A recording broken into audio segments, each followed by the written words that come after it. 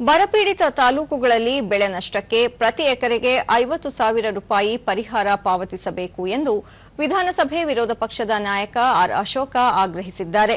ಸುದ್ದಿಗೋಷ್ಠಿಯಲ್ಲಿ ಮಾತನಾಡಿದ ಅವರು 4 ತಿಂಗಳ ಕಾಲ ತಡವಾಗಿ ರಾಜ್ಯ ಸರ್ಕಾರ ಬರಪೀಡಿತ ತಾಲೂಕುಗಳನ್ನು ಘೋಷಣೆ ಮಾಡಿದೆ. ಆದರೆ ಬರ ನಿರ್ವಹಣೆಗೆ ಸರಿಯಾದ ಕ್ರಮಗಳನ್ನು ಕೈಗೊಂಡಿಲ್ಲ. ಕುಡಿಯುವ ನೀರು, ಮೇವು ಹಾಗೂ ಉದ್ಯೋಗ ಸೃಷ್ಟಿಗೆ ಎಷ್ಟು ಹಣ ನೀಡಲಾಗುತ್ತಿದೆ ಎಂಬ ಮಾಹಿತಿ ನೀಡಿಲ್ಲ ಎಂದು ಆಕ್ಷೇಪಿಸಿದರು. ಬರಪೀಡಿತ ಪ್ರದೇಶಗಳಿಂದ ಗುಳೆ ಹೋಗುವುದನ್ನು ತಪ್ಪಿಸಲು ಪ್ರಾಮಾಣಿಕ ಪ್ರಯತ್ನ ಮಾಡಬೇಕು.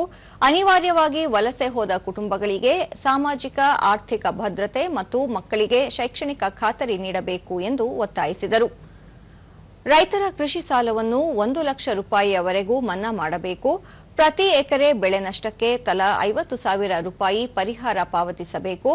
ವಿಬಿ ಜೀರಾಮ್ಜಿ ಯೋಜನೆಯ ಪ್ರಯೋಜನವನ್ನು ಪಡೆಯಬೇಕು. ಜಿಲ್ಲಾಧಿಕಾರಿಗಳ ವೈಯಕ್ತಿಕ ಖಾತೆಯಲ್ಲಿರುವ ಹಣವನ್ನು ಬರ ನಿರ್ವಹಣೆಗೆ ಬಳಕೆ ಮಾಡಲು ಸಾಧ್ಯವಿಲ್ಲ. ಸರ್ಕಾರ ಈ ವಿಚಾರವಾಗಿ ತಪ್ಪು ಮಾಹಿತಿ ನೀಡಬಾರದು.